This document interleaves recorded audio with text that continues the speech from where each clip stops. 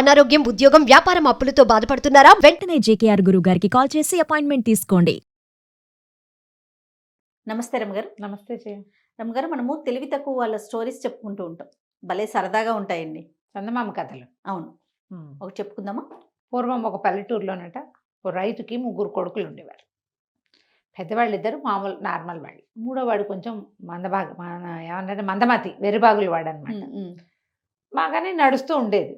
ఏదో తండ్రి ఉన్నన్నాళ్ళు నడుస్తుంది కథలు. పాపం ఏమైంది, తండ్రి కాస్త గతించి ఉన్న ఇల్లు, వాకిలి, పొలం పుట్రా, గొడ్డు గోద అన్నీ పంచుకోండిరా అని చెప్పాడు వెళ్ళిపోయేటప్పుడే ఆయన. వీళ్ళు ఏం చేశారు, అన్నీ పంచుకున్నారు. పంచుకుని తమ్ముడిని ఏదో ఒక పక్క నుంచి వాడి వాటాకు ఒక రేకు పెట్టి మాత్రం ఇచ్చారు. తెలుగు తక్కువ వాడికి.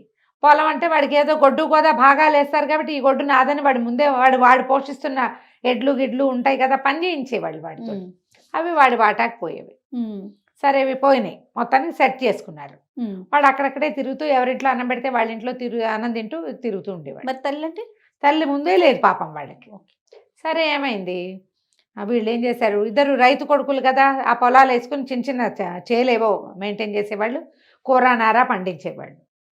ఆ తర్వాత ఏమో చెరుకు గడలు అవి ఉండేవి, చాలా ఎక్కువ కాదు కొద్దిగా ఉండేవి. మొక్కజొన్న కండలు వచ్చేవి. ఇద్దరు ఏం చేసేవాళ్ళు, వచ్చిన బండి మీద ఎవరు అమ్మాల్సిన సరుకు వాళ్ళు వేసుకుని తీసుకుపోయేవాళ్ళు. వీటి దగ్గర సరికేది ఏమీ లేదు. వాళ్ళు వెళ్తున్నారు ప్రతిసారి, మనం వెళ్ళటం లేదని ఏం చేశారు, తన దగ్గర ఉన్న ఎడ్లల్లో ఒక ఎద్దుని దాని మెడకు తాడు కట్టి తీసుకెళ్ళాడు. ఎద్దు మెల్లిగా నడుస్తుంది, చేయి అంటే కానీ నడవదు. దాన్ని నడవనిచ్చాడు, దాని దారిని దాని అది పోతుంది, దాని వెనకాల పడి వెళ్తున్నాడు. సరే అన్నయ్యలేమో ముందు వెళ్ళిపోయారు. వాళ్ళు అమ్మటానికి సరుకు సంతకి వెళ్తున్నారు. సంత వేళలు దాటకూడదు, వీటితో పెళ్లి నడకలు నడుస్తుంటే సంత వెళ్ళిపోతుంది కదా, వాళ్ళు కాస్త వెళ్ళిపోయారు. వీడేం చేశాడు, అడవి దారి గుండా నడుస్తుంటే వీడి ఎద్దుతోటి ముందుకు దాటంగానే ఒక ఎండిపోయిన చెట్టు ఉంది అక్కడ. అది గాలికి కిరకిరలాడుతుంది. దాని కిర్రు కిర్రు కిర్రు చప్పుడు వీటికి ఎలా వినిపిస్తుందంటే ఎంత ఎంత ఎంత అలా వినపడింది. అడిగింది అనుకున్నాడు, బొంగురు గొంతుతో అడిగారనుకో అటగే వినపడుతుంది. వీడు ఎవరా అని చూశాడు. అక్కడ ఎవరు కనపడ్డారు, గాలికి ఊగుతూ కిర్కిర్ అని శబ్దం చేస్తున్నటువంటి ఎండు చెట్టు కనపడింది. ఏమిటి, నా ఎదురు కొంటానంటావా అన్నాడు. మళ్ళీ కిరికిర్ అంది. ఎంతంటే 20 రూపాయలు అన్నాడు. మళ్ళీ కిరకిరలాడింది చెట్టు. సరే ఇదిగో అని ఆ ఎద్దుకున్న మెడకున్న తాడుని తీసి ఆ చెట్టు కొమ్మకి తగిలించాడు. డబ్బులు ఇయ్యి మరి అన్నాడు. చెట్టు మళ్ళీ కిర్రు కిర్రు అంది, గాలి వస్తుంది. గాలి కిరకిరలాడేసరికి ఓ రేపిస్తావా, సరే అంటే వీడి ఊహే నారాయణ, రేపు వస్తా అని వెళ్ళిపోయాడు. సాయంకాలం వీడింటికి వెళ్ళిపోయాడు. అయిపోయింది బేరం, అమ్మేశాను. సాయంత్రం చీకటి పడేసరికల్లా అన్నయ్య వాళ్ళు వచ్చారు. కంచాలు పెట్టుకుని అన్నాలు తింటున్నారు. తింటుంటే ఆవిడ అన్నయ్య అడిగాడు, అవునరా వెర్రివాడా, నీ ఎద్దెదిరా కనపడలేదు అన్నాడు. అమ్మేశాను అన్నాడు. ఊరిని ఎంతకమ్మావిరా? 20 రూపాయలు.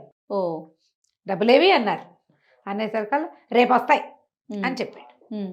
రేపు వస్తాయి అనేసరికల్లా తిట్టారు. ఎద్దు నమ్ముకోవటం ఏంటో నీ బొందా, ఏదైనా పని చేసి వస్తువు అమ్ముకోవాలి, సరే ఏదో ఒకటి చావు, డబ్బులు తీసుకురా అని చెప్పారు. సరే అయిపోయింది. మర్నాడు మనవాడు వెళ్ళాడు. వెళ్ళేసరికల్లా చెట్టు ఉంది అలాగే కిరికిరి అంటూ, ఎద్దు లేదు. ఎవరో తీసుకుపోయి ఉంటారు కదా. అక్కడి నుంచి వీడు నా డబ్బుల సంగతి మా అన్నయ్య వాళ్ళు అసలే కేకలేసారు రాత్రి అన్నాడు. చెట్టు మళ్ళీ కిరికిరు. ఓ ఇవాళ కుదరలేదా అన్నాడు. మళ్ళీ కిరికిర్రు. రేపు ఇస్తావా పోని, రేపు వస్తా, రేపు ఇవ్వాలి తప్పకుండా అంటే చెట్టు మళ్ళీ కిరకిరలాడి ఇంటికి వెళ్ళిపోయాడు. రాత్రికి మళ్ళీ అన్నయ్య వాళ్ళు ఏమిరా డబ్బులు అన్నావు ఏమిట్రా అంటే, ఇవాళ కుదరలేదు రేపు ఇస్తాను అన్నారు అన్నాడు. ఇంతకీ ఎవరికి అమ్మేవరా అని అడిగారు. అడిగేసరికల్లా అడవిలో పెద్ద ఎండు చెట్టు ఉంది కదా దానికి అమ్మాను అన్నాడు. అనగానే వాళ్ళ అన్నయ్యలు ఇద్దరు తగ్గితారు, నీ బోందా చెట్టు కమ్మటం ఏమిట్రా, తెలివి తక్కువ వెధవా, ఇంత తెలివి తక్కువైతే ఎట్టా బతుకుతావురా అంటే, ఏమో నా తెలీదు, అది చెప్పింది అమ్మాను కట్టేశాను అయిపోయింది. ఇవాళ వెళ్ళావు కదా, నీకు ఎద్దు లేదు, ఎవడో విప్పుపోయింటాడు, వెర్రి వెధవి నువ్వు అని తెగ తిట్టిపోశారు. ఇంకేమొచ్చినాయి డబ్బులు, ఏం రావు, డబ్బు పోయింది, ఎద్దు పోయింది, ఈసారి గిడ్లని తీసుకెళ్ళబాక నీకు అన్నం దండగాని తెగ తిట్టారు ఇద్దరు. వీడికి చాలా చిరాకు వచ్చింది. ఏమంటే నిక్షేపం అంటే ఎద్దు నమ్మితే 20 రూపాయలు రాకపోగా వీళ్ళ తిట్లు వచ్చినాయి నాకు.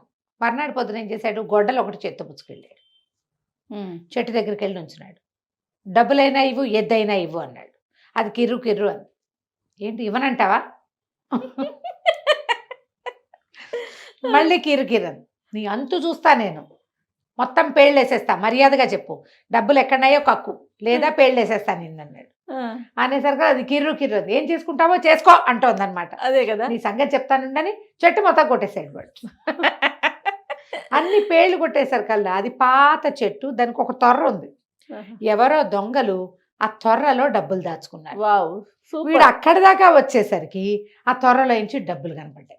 వీడు ఏం చేశాడు, గబుక్కున్న చేతులు అందులో పెట్టి 2 గుప్పెళ్ళతోటి గుప్పెడు డబ్బులు నాణేలు తీసేసుకుని జేబులో కుక్కేసుకున్నాడు. పరిగెత్తుకుంటూ వెళ్ళాడు ఇంటికి. అన్నయ్య వాళ్ళు ఆ పూట సంతకెళ్ళాల, ఇదిగో డబ్బులు వచ్చేసినాయి, చెట్టు ఇచ్చేసింది, ఇవే కాదు ఇంకా బోల్డ్ ఉన్నాయి ఎక్కడన్నాడు.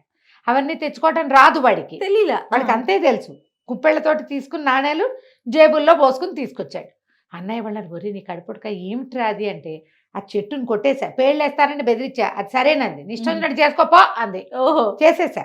చేస్తే అందులోపల డబ్బులున్నాయి. డబ్బులున్నాయి, అది డబ్బులు దాచుకునే లేవంటోంది దొంగ మొహం అని. మన 20 కాకుండా ఇంకా చాలా తెచ్చాను, ఇంకా అక్కడ బోల్డ్ ఉన్నాయి అనగానే వాళ్ళ అన్నయ్య వాళ్ళు వాడి నోరు నొక్కేసి పదరా వెళ్దామని చెరుకో 2 సంచులు పుచ్చుకుని తమ్ముడిని వెంట పెట్టుకుని అక్కడికి వెళ్ళారు. వెళ్ళాక ఏమైంది, 2 సంచులు వచ్చినాయి. బాబా 2 సంచులు నింపుకున్నారు. అక్కడి నుంచి పేళ్ళు, ఈ పేళ్ళు మనవే మూటలు కట్టేసి పక్కన పెట్టుకున్నారు. మరి ఇప్పుడు మరి వాళ్ళకి ఆ రోజుల్లో గ్యాసులు కరెంట్లు ఏమున్నాయి, అదే కదా. వంటకి అవే కదా చెరుకు. కుదిరినవేమో 2 తమ్ముడు నెత్తి మీద ఒక మూట పెట్టారు. వీళ్ళిద్దరూ డబ్బు మూటలు చెరుకో మూట ఎత్తుకున్నారు. పేళ్ల మోపు వాడి నెత్తి మీద ఉంది. నడిచి వస్తున్నారు. వస్తుంటే ఆ ఊరి పురోహితుడు కనపడ్డాడు. ఏమిట్రా అన్నదమ్ములు ముగ్గురు ఎక్కడికో వెళ్తున్నారు, సంచులతో మూసుకొస్తున్నారు, ఏమిట్రా అవి అన్నాడు. అనేసరికి వీళ్ళిద్దరూ సైగ చేసుకుని దొండకాయలు మేస్తారు అని చెప్పి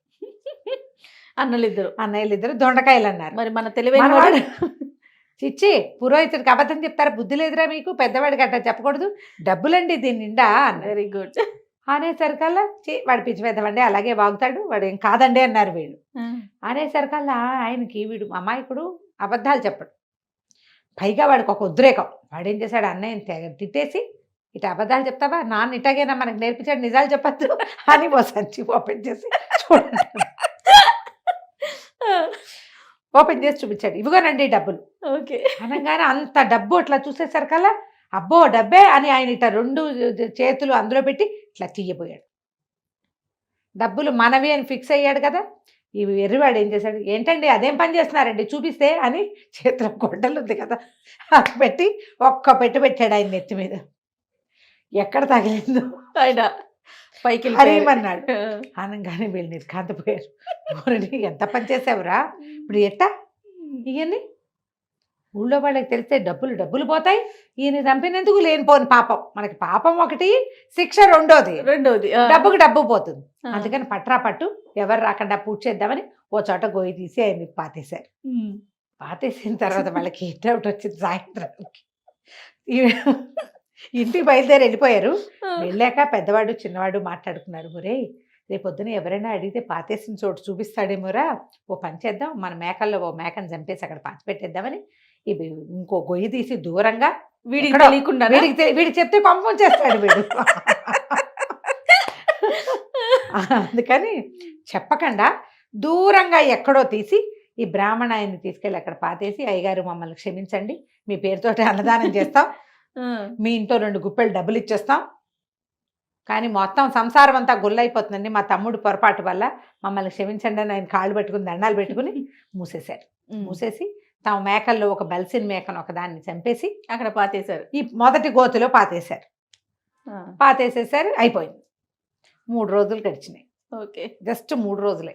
ఇంతలో పురోహితుడు కనపట్టలేదని ఊరంతా చెప్పుకున్నారు. చెప్పుకున్న తర్వాత వీడిని మంచినీళ్ళు తెమ్మంది వదిన. మంచినీళ్ళు తెమ్మంటే బావి దగ్గరికి నీళ్ళు తోడబోయాడు మనవాడు. నీళ్ళు తోడుకొస్తుంటే అమ్మలక్కల ఏలక్కలు అందరూ మాట్లాడుకుంటున్నారు. ఎటా ఏమైపోవటం ఏంటండి, చంపేసి పాతేస్తే కాదండి మేము అన్నాడు.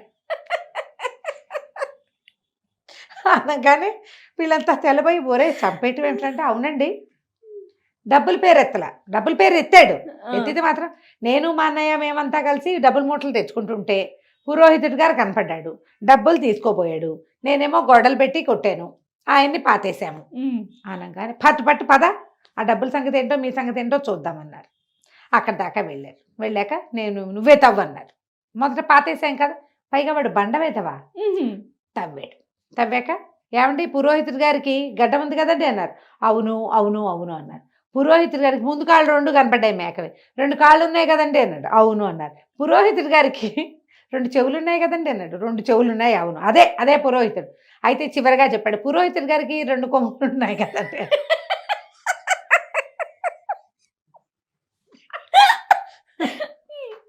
కొమ్ములు ఉంటావేంట్రా, ఆయనకి కొమ్ములు ఎందుకు ఉంటాయిరా, అసలు ఇందులో ఏముందని దూరంగా నిలబడ్డారు. 3 రోజులు అయింది పాతేసి. వాసన వస్తుందని బండవేధమని వీడిని తోసారు ముందు తవ్వమన్నారు. అక్కడి నుంచి ఊరు పెద్దలంతా గబగబా ముందుకు వచ్చి చూస్తే ఏముంది, మేక మొహం కనపడుతుంది. 3 రోజులే అయింది కదా, దాని మొహము కొమ్ములు ఉన్నాయి. ఫ్రెష్ గానే ఉంది. మరీ ఫ్రెష్ కాదు, ఒక మాదిరి ఫ్రెష్. నిర్ఘాంతపోయింది, ఇదేమిటి మేక ఉంది. బరమ్మ గారి కళ్ళల్లో నీళ్ళు వచ్చేసినాయండి నాకు. ఓకే. మేము పాతేసామండి అంటాడు వీడు. వాళ్ళ అన్నయ్యలు వచ్చి ఏంటండి వీరి మీద మేక చచ్చిపోయిందండి, దానికి ఏదో పురుగు ముట్టింది. వీడి దగ్గర చెప్పాలా, ఎదురుగుండా చెప్తే వాడు కాదంటాడు. పెద్దవాళ్ళని పక్క తీసి పాతేసామండి, పురుగు ముట్టింది, దాన్ని తినకూడదు కదా, అందుకని ఇట్లా చెరువు పక్కన అవతల పక్కకు పాతేస్తే మెల్లిగా అదే మట్టిలో కలిసిపోతుందని పాతేసాము. వాడికి ఎట్టా అర్థమైందో ఇట్లా అర్థమైందండి అనేసరికల్లా వీడు ఇది తప్పు చెప్పాడు. డబ్బుల సంగతి నిజమని వీళ్ళు ఎట్టా నమ్ముతారు? అసలు ఈ విషయమే తప్పు చెప్పాడు కదా. దాంతో జనాలంతా వీడు ఒక వేరు విధమని పాతేయరా పాతే కనపడ్డాడులే పురోహితుడిని పాతేయించారు. తర్వాత వాడు ఎప్పుడేం నిజం చెప్పినా ఎవరు నమ్మేవాళ్ళు కాదు. పాపం. తర్వాత వీళ్ళు ఏం చేశారు, అన్నయ్య వాళ్ళు వాడిని ఇంటికి తీసుకుపోయి ఏదో మెల్లిగా పెళ్లి చేసి ఓ తెలివి గల పిల్లని తెచ్చి పెళ్లి చేసి మేనేజ్ చేసుకోమ్మా అని చెప్పారు. వాడికి ఓ ఇల్లు వాకిలి కట్టించి ఓ 4 గొడ్లు కొనిపెట్టి గొడ్ల పని చేసుకునేలాగా చేశారు. చనిపోయిన ఊరి పురోహితుడికి ఓహో ఇంత డబ్బని ఇచ్చారు. మా నాన్న పేరుతోటి ఇవ్వదలుచుకున్నామని చెప్పి డబ్బు ఇచ్చేశారు. కథ కంచికి మనం ఇంటికి. సూపర్ రమ్మ గారు, ఎక్స్ట్రాడినరీ. రైట్ అండి, నమస్తే. నమస్తే.